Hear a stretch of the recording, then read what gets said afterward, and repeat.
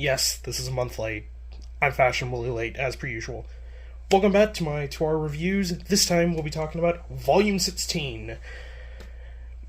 And yeah, because dates. I suppose, this would be the 1-year anniversary of me talking about Indebts. 17 volumes in 1 year. I mean, hey, that's... At least it's not 12 volumes, so...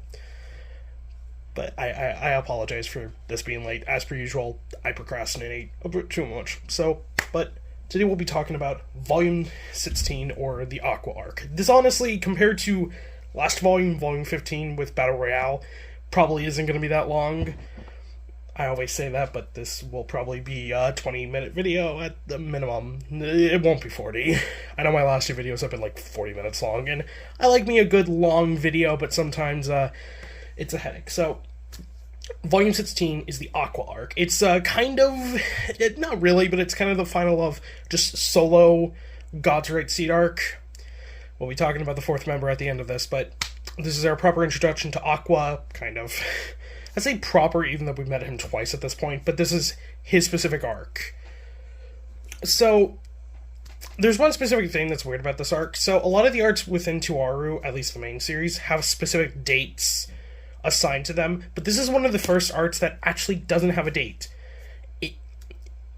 There is no date listed, it's just sometime in October, and considering the last arc, it could basically happen, I forget when Document of Sea ends, I think it's October 3rd, so basically it can take place anywhere between October 4th and October 10th, because October 10th is when the next arc begins, British Royal Family. So yeah, let's get into this. So, as per usual, we get some vague hints at stuff to come in the future, specifically with Laura. It basically opens up with the Pope of Rome, basically remembering him meeting Laura an unspecified time, and she still was super young, so yeah, kind of the hints of Laura being kind of eternally youthful, or kind of immortal. I've said this before, but Laura is one of the characters I'm the most suspicious of, just because it's, number one, she just seems so young to be, like, the leader of an entire faction. I mean, Laura looks no older than, like, Kanzaki, and Kanzaki's only, like, 19 or so. So, yeah, she only looks like she's late teens, maybe early 20s. I guess you can say it's kind of, maybe it's you could say it's an anime thing where, like, a character is a lot older than what they look like, Unohana and Bleach. If you, like, most people would say, like, oh, yeah, she's not that old, but she's, like, over 2,000. No, that's Yamamoto. I believe Unohana is just stated to be, like, over 1,000, but I've always interpreted that she's over 2,000. So, yeah. But the main conflict of this volume is Aqua of the Back. I am gonna fuck that. I try not to fuck up the directions, but I'm gonna fuck it up a couple times. I know I will. Has issued a challenge to Toma that he doesn't know about, because Toma is blissfully unaware of that the entire Roman Catholic Church wants his head on a pike, but, that's what makes Toma charming, I guess. We get a couple of shenanigans with his classmates, but he meets Itsuwa again. And she's been sent as his guard, basically, to guard him so Aqua doesn't kill him. Because, yeah, something that I am surprised about with this is that Toma actually does remember Aqua. I feel like a lot of authors would just have the main character be like, who's that? But no, Toma actually does say that, I met that guy on September 30th. Because he did, because Aqua was the one who came and got Vento. This is where Toma and Itsuwa, and I guess the Amakusa Church, they've also been sent to protect Toma, but Itsuwa is specifically his bodyguard. Mainly so she can hit on him, so Tadamiya can try and get... The funniest thing with this arc and all the arcs in the future with the Amakusa Church and Toma is that, like, Tadamiya and all of the church ship Itsuwa and Toma. It's adorable. So yeah, they find out that Terra's dead, which, not really lost. Terra sucks. Another thing we get here is we get two things. Misaka is concerned. Also, correct me about this in the comments. In the anime, Misaka doesn't learn about Toma's memory loss till the end of this arc, but she finds out about his memory loss much earlier in And this, I believe she finds out about it in Attack on Academy City arc, volumes 12 and 13. So she's just kind of mulling over that, like, what should she do? And she's very conflicted about it, because she's also like, when did he lose it? Did he lose it before he helped me with Accelerator? Or did he lose it after that? She's just conflicted of, like, what happened to make him lose his memory? And is he faking our relationship in a way? We get a hint of Shokuho, because we get more hint at Shokuho, which I have to just mention, it's really weird with Shokuho, where, like, Shokuho was always referenced in the series. This is her second mention in the original series. At this point, Sogita hasn't been introduced, but I know he gets introduced in SS2, briefly.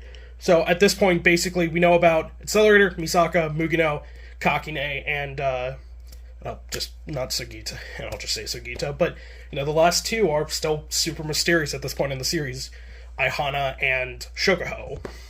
At least at this point, I feel like, because Shokuho is one of the few characters that actually does have, like, origins, does have, like, an explained origin out of universe, is that Kamachi, and I forget if it's Kamachi or Himura, her original character design looked more like Mitsuari, the main antagonist of Astral Buddy, and I know she's an antagonist later on.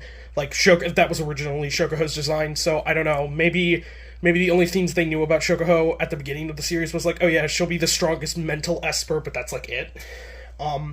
But here we get the confirmation that she is the Queen of Tokyo Dai. I can't remember, we got that confirmed earlier in the series.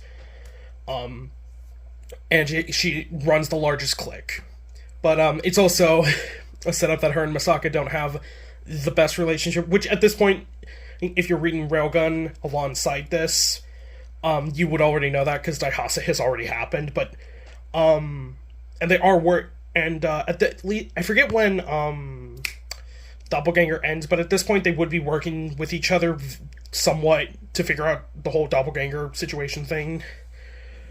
So yeah, it's just a minor that of, like, we get more Shokuho teasing, which she doesn't get introduced to, like, volume 7 of New Testament, which is funny. She gets introduced in Railgun and the anime before she makes her proper debut. Like, Railgun introduces her, like, 2 years before she properly showed up in the main series, which is funny. So we get some minor Itsuwa indets and Tomo. We get to see indets. I believe this is the first time we've seen indets since SS1? Yeah, I believe she was in SS1. I may be wrong, but the last, like, time in the main series, not counting SS, the last time we saw her was Academy City Invasion. The flaw of me doing some of these reviews like a month apart is my knowledge. So forgive me for any mistakes. So they decide to go to a district of Academy City, District 22, which is an underground district with all these facilities. They mention some stuff about earthquakes, but, technology, they're fine. To go to some baths. Misaka's there, because Gekuda, of course. But it's a minor scene. It's basically so Himura has an excuse to draw indets Misaka and Itsuwa in a hot spring. There's that excuse. There's also some jokes about Mitsuwa. Not Mitsuwa. Why did I say Mitsuwa? Was I combining Mitsuru and oh god. Itsuwa's tits. They joke about her chest. Which is funny. To a level. So, now is when we get introduced to Aqua. So, Aqua of the back is, I'll get into this more a bit later, but holy shit, Kamashi made him crap. So, Toma and Itsuwa fight against him. They get their asses kicked royally. Toma tries to put up a bit of a fight, but they both get their ass kicked. Itsuwa tries to heal him. It doesn't work, because Imagine Breaker, but Toma at least thanks her, like, thanks for helping me, and that fills Itsuwa with a lot of guilt, because it's like, I'm not helping you. And Aqua does give them an ultimatum, because he's not a cruel bastard like Terra. He says, it's like, okay, I'll give you 1 day. I'll give you 1 day to make a decision. Either you cut off your arm and give it to me, quitting Imagine Breaker, which would not work, but we'll talk about that in a later video. Or I'm going to come for you and either cut off your arm or kill you. So he gives them that ultimatum, and then Toma passes out.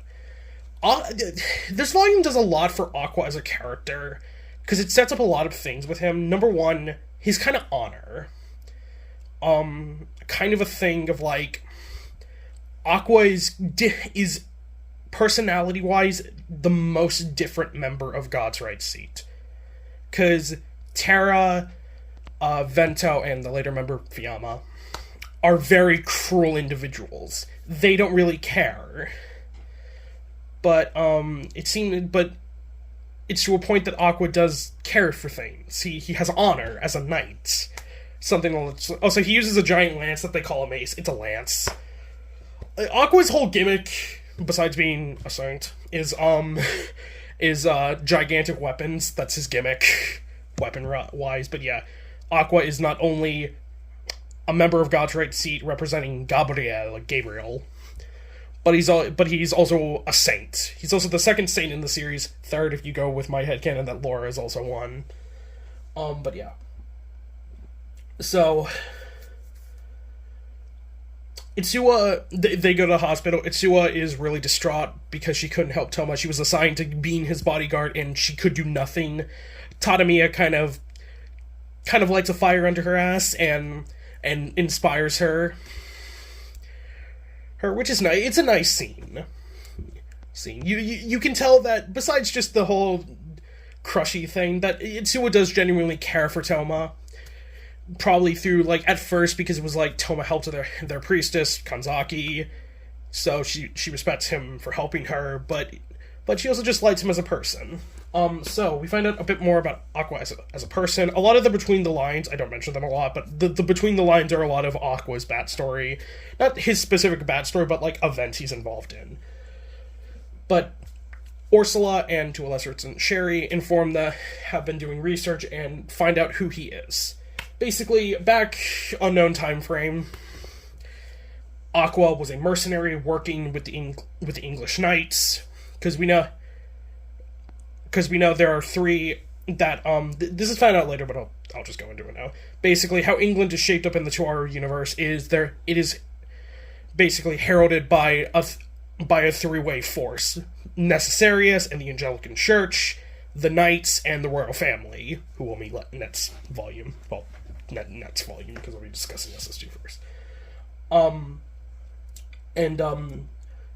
We actually find out Aqua's real name, William Orwell. He was a mercenary working with the Knights, and they asked, like, what did he do, and Ursula just basically says, like, he was involved in so many conflicts, it's too many to list. But the most significant of them is that at one point he had rescued the third princess, which sets up some stuff for a later arc. But at some point he was going to be knighted as a proper knight of England, but he left, and eventually along the way joined God's Right Seat. We get a later between the lines with this of him leaving, and he comes into conflict with the leader of the Knights, called Knight Leader. Yeah, Camacho wasn't really original with his name. To my knowledge, he is just literally, his name is Knight Leader. That is his name.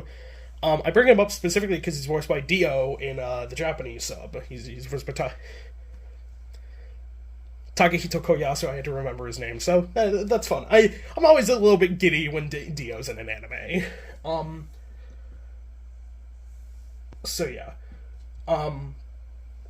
But that's basically all they know. It's basically, they find out he had there was a crest being made. They call it a specific thing, but it was a crest, basically, that they were making for him, but he left before it could be finished.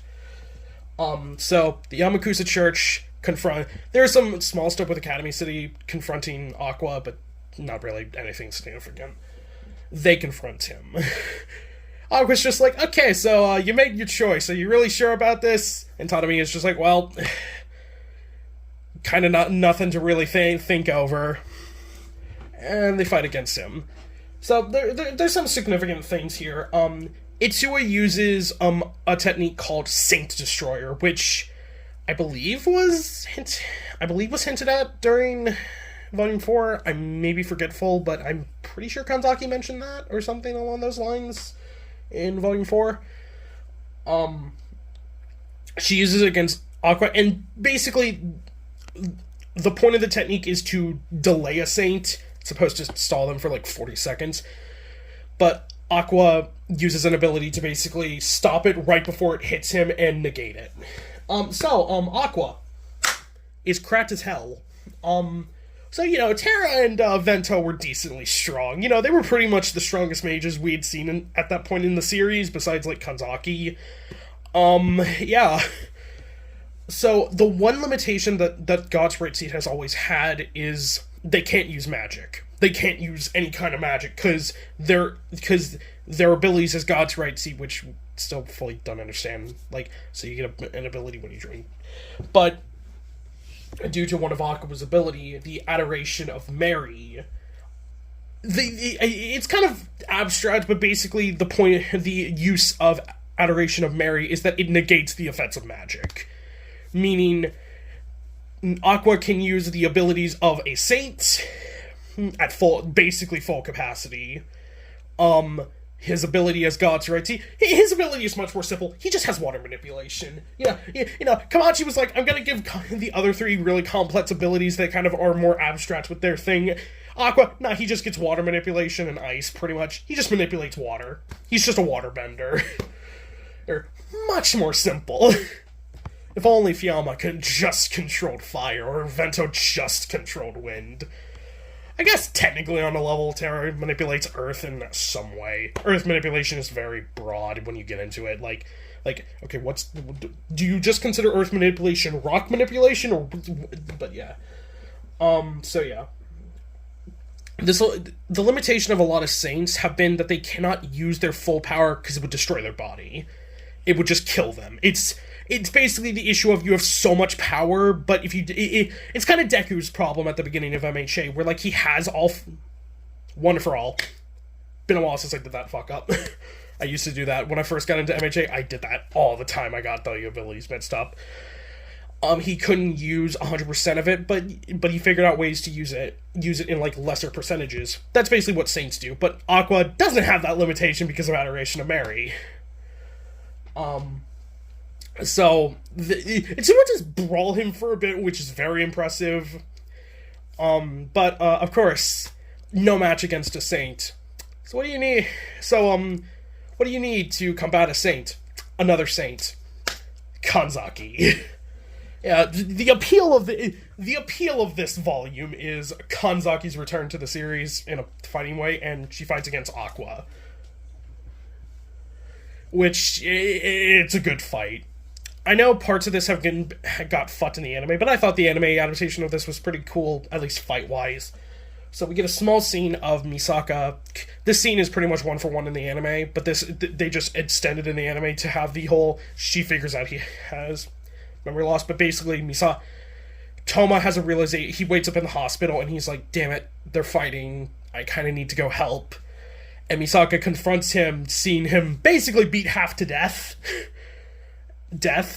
and tries to stop him, and she kind of realizes it's the whole memory loss thing, and we get a lot of good things with Toma. A core part of Toma's character that I haven't really talked about is kind of the expectation he has. Basically, Toma has no idea who he was prior to the memory loss, so he constantly is trying to live up to that image of himself that he has, and after kind of listening to that, Misaka, for some reason, can't bring herself to stop him. This is also when she kind of tells Toma, it's like, I'm here for you. I will help you. Just ask me. Yeah, and he doesn't. But, that's kind of just for future reference, because this is somewhat of the turning point for Misaka's character in base indents of her finally kind of realizing, like, why am I yelling at him so much? I should help him, not do all that. You also get kind of an implication that this is when she first starts to develop a kind of a crush for Toma, a little bit, but up to you if that's genuine. So, but the big thing with this whole fight is kind of Kanzaki's realization. She gets really angry at Aqua because Aqua is a person who was born with godlike talent, basically. He's similar to herself, in a way. And through her various encounters with Toma, and with Toma, she realized the reason she left the Amakusa Church is not because she thought they would be endangered, but she had this preconception of they were weak. So she thought they would just get hurt along the way, and this is when she finally has that realization of, why am I looking down on the people I trust? And this is kind of Kanzaki's return to being the priestess of Amakusa, being the... Because Tadamiya is not the leader, he's just the interim leader, because Kanzaki was the leader, but yeah. She finally asked them for help, which is a cathartic scene, considering this has been being built up with Kanzaki since the very first volume. So, with help from Toma, they're able to pull off Saint Destroyer. Saint Destroyer is especially deadly to Aqua because it mimics the Longinus, and due to Aqua having Jesus-like elements and Mary-like elements, it is especially deadly for him, and it defeats him. Toma is once again in the hospital. You know, constant hospital. Indets gets on him a bit. Itsuo comes to comfort him. Tsuchimi Kato makes fun of Kanzaki for the Fallen Angel outfit, and she kind of accepts it, but yeah. But the big thing with the end of this volume is the introduction of who is pretty much the main antagonist of the series. At least Old Testament, Fiamma of the Rites. Oh, Lord Fiamma. So we're going to be getting into Fiamma a lot, considering he is the antagonist for the rest of this, for the last 6 volumes. He is the villain. He basically confronts the Pope, destroys, I didn't write down anything, but he destroys a chapel. And we get to see a bit of his ability, Holy Rite, which he says, due to him being connected to Michael, it's capable of a weapon that can destroy Lucifer. They kind of make a connection to Imagine Breaker, but yeah. He aims to attack England, and that's kind of to set up the future conflict, what will eventually lead into World War III. That is the end of Volume 16. I feel like this was very short and scattershot, just because this volume is pretty much just Aqua versus Toma, the Amakusa, and Kanzaki, but you get a lot of good, I will say, good Misaka moments. Finally, Misaka kind of becomes a better character than I thought she was. And we get kind of the realization. I know a lot of people... I can't remember how it went in the anime, but I know a lot of people... I was, reading comments at that episode, and I remember a lot of people being pissed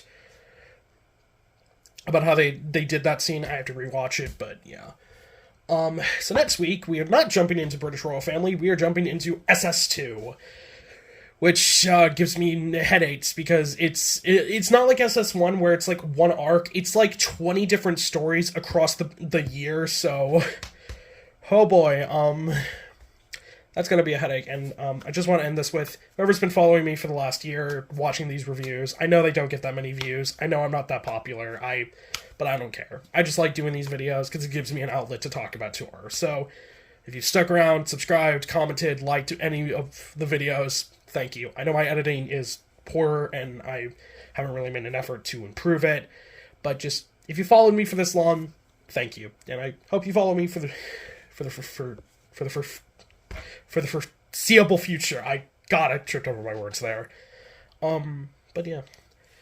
I can't wait to discuss a bit more, because Aqua does show up back during British Royal Family, so there's a bit more with his character there. This is just kind of the inklings of his character setting him up, so yeah. So if you like this video, like, comment, and subscribe, do all that stuff. I feel like I should be doing this at the beginning of the video, because that's everyone always watches, is the first 5 minutes and stuff. So, yeah. This will be Neo, signing out. See you next week, hopefully, where I will be discussing SS2, and Sugita gets introduced, so that'll be fun. See ya.